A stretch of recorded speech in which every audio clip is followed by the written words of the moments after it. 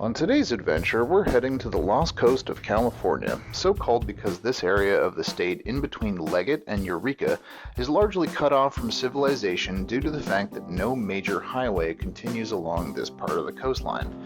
Highway 1 North ends at the town of Leggett and becomes 101 North as it continues to wind northward through redwood forests toward Oregon. There's only one major road branching out from 101 North at Redway out to Shelter Cove, one of the few incorporated places in the Lost Coast. The rest of the area is a wild and nearly untouched coastline interspersed with winding dirt roads, bursting with wildflowers, and plenty of trees. One of the main draws to the area is the Lost Coast Trail, a 25-mile backpacking trail along the coastline, most of it on beach or cliffs overlooking the ocean, with certain sections of the trail impassable at high tide, seen marked in red on this map. We didn't come here to do that though, maybe another time. We came here to camp on Usal Beach in the Sinkyone Wilderness, climb one of the highest peaks in the King Range, and explore the town of Shelter Cove. Come along with us as we explore the Lost Coast of California.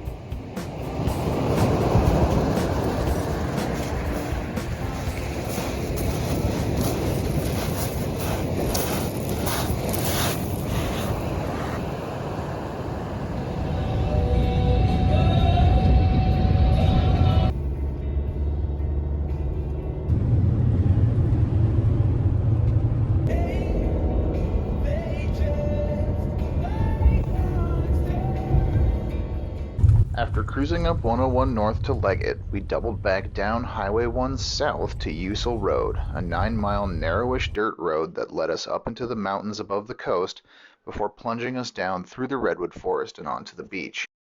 Most of the road is narrow enough to make it a hassle to encounter another car. There's just very few places along Usal Road with space to pass. Luckily, on the ride out there, we only encountered 2 cars, and it just happened to be at spots on the road where we could pass each other. Had we met at other parts of the road, one car would have had to back up. Always a fun thing to do on a dusty, single-lane mountain road. While the road wasn't as technical as some of my research had led me to believe, I wouldn't want to drive it in a regular sedan, and I was wishing for more ground clearance on the Rav4 in parts, especially with the car loaded up with several days' worth of gear and water, and the tires aired down for traction and comfort.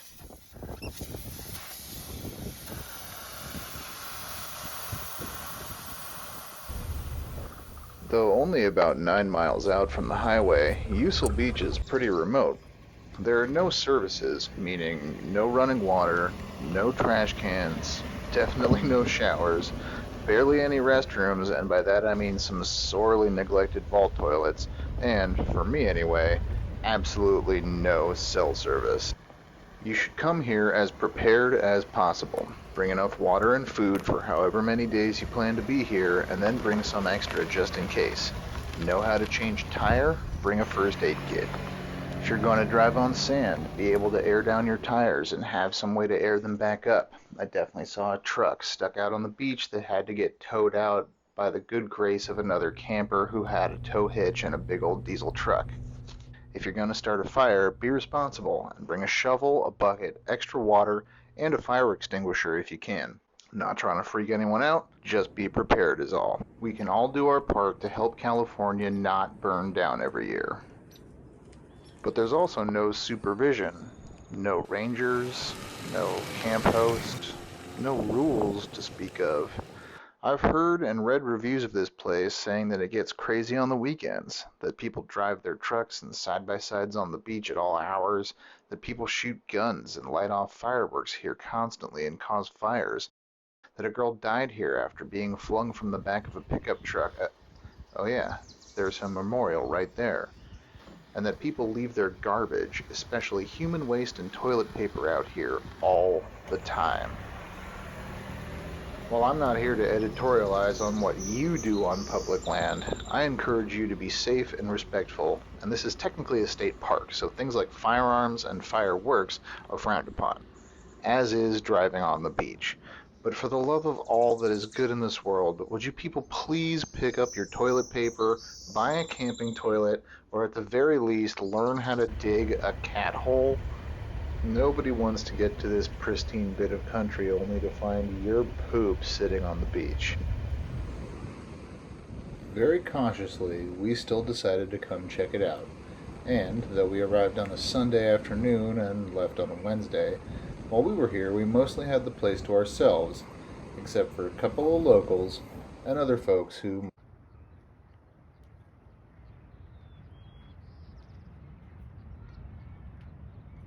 After setting up camp, we got down to the very serious business of relaxing and introducing ourselves to the neighbors. At a distance, of course.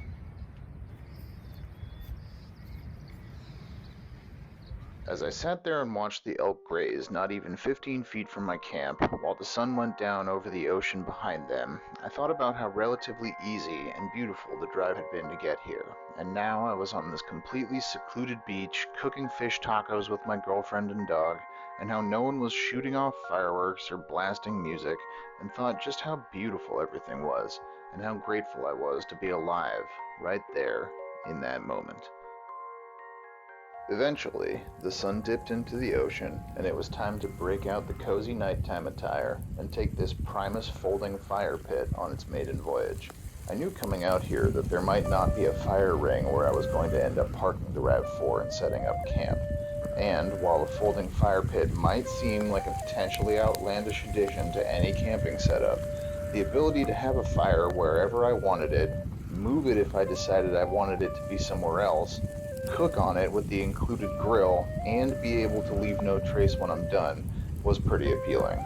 It burns wood very fast and hot, but cools down amazingly quickly when you're done with it, and I store it in an art portfolio case I got at the art supply store for like $20. It radiates heat up off the ground nicely, and you can tuck your feet under it.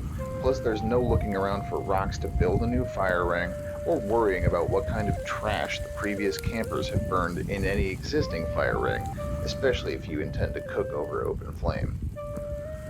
I also like that I can use this in the backyard at home, and if I'm being totally real, I love that the company is called Primus, because anybody that knows that Primus sucks.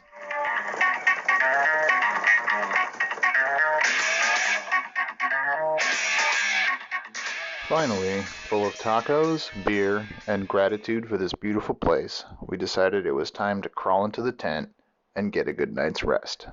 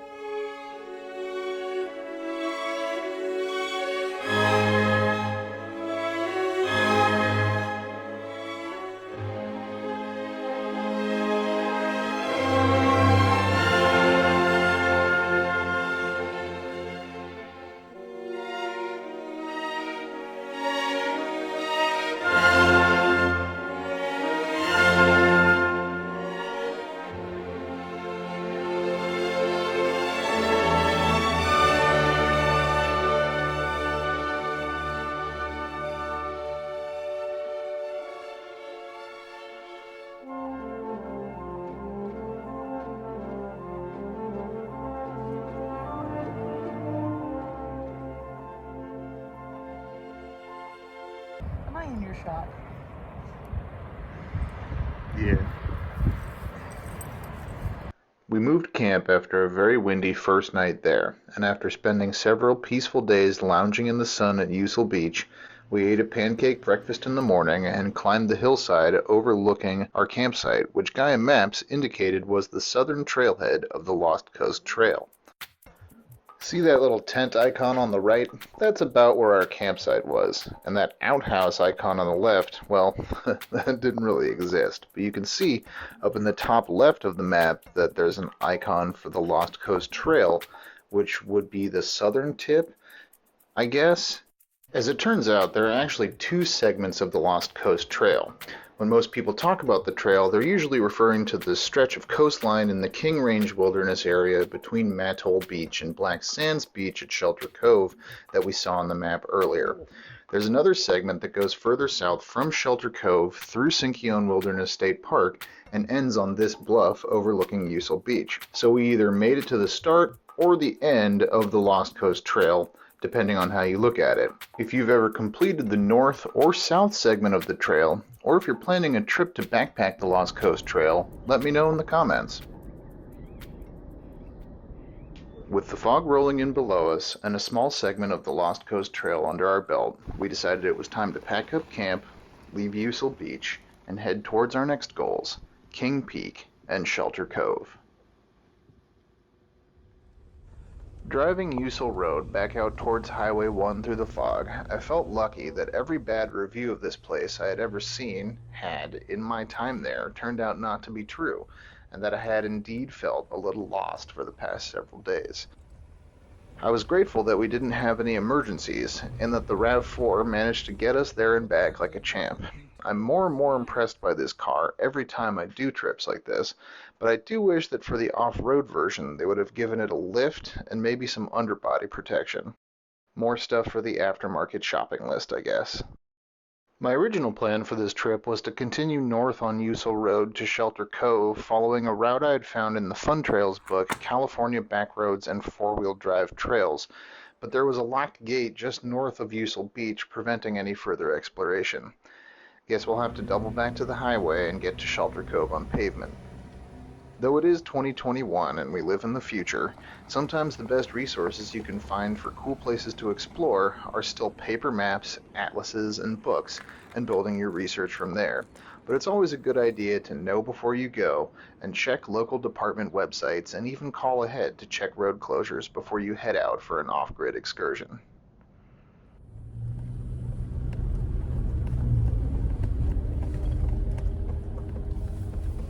After leaving Usal Beach, we drove up Highway 1 to Redway before taking Bryceland Road toward Shelter Cove, and then making a quick detour up Kings Peak Road. This was another road I had found scouring the area on various maps, and was curious to see if the Rav4 would make it up the narrow winding dirt road to the trailhead for King Peak. You can't come to the Emerald Triangle without getting high, and at 4,088 feet, King Peak is the highest point in the King Range. A map we found in Shelter Cove said to allow a full day's hike from the trailhead to get to the top, but we managed to start this hike in the late afternoon, gain over 1,600 feet of elevation, spend some time celebrating our summit at the top, and return to the car within 2.5 hours. High above the fog we had left down on the coast at Usal Beach, the view was spectacular, but after 4 days of sleeping in a tent and exploring the wilderness of the Lost Coast, we were eager to get to Shelter Cove and the king-size bed that was waiting for us there.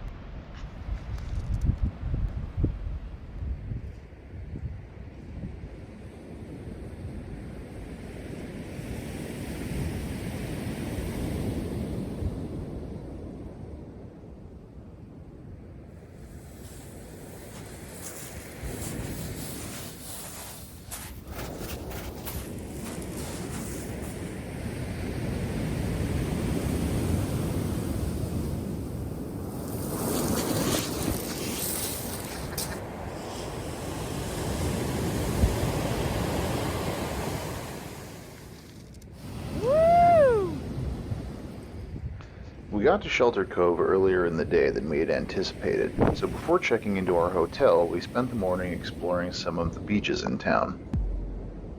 The beaches here aren't as pleasant as your average postcard Southern California beach. They're rocky and foggy, and there are plenty of signs warning about riptides and other potential nautical disasters. It's usually advised that you don't swim in them, as you might get dragged out to sea, but the water is so unpleasantly cold that you probably wouldn't be tempted to dip a toe in the first place.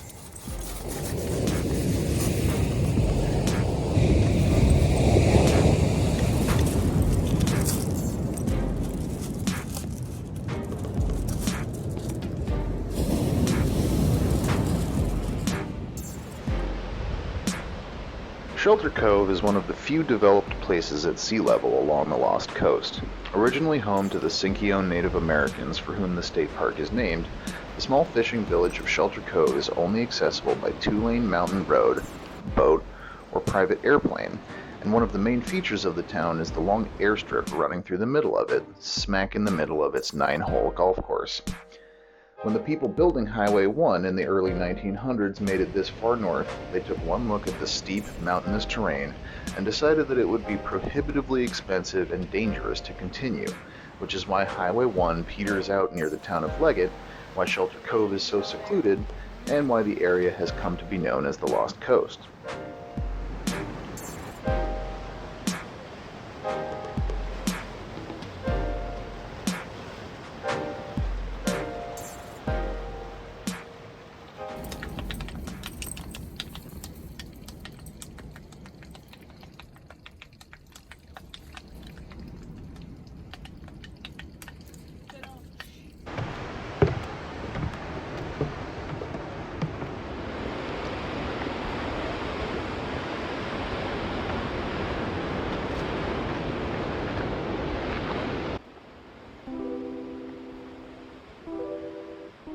For backpackers beginning or finishing a trip on the Lost Coast Trail, Shelter Cove is an oasis in the fog, and for others a quiet place to vacation or retire.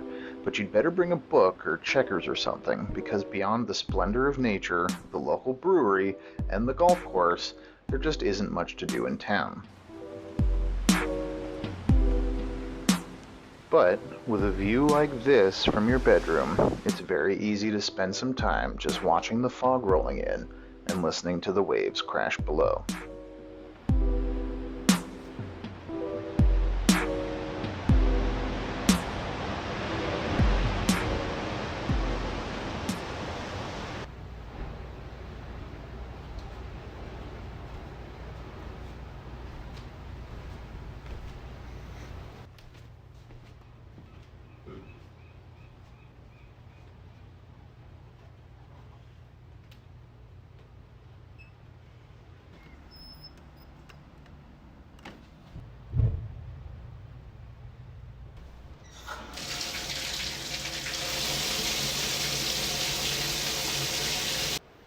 Oh yeah? Sure. Sure.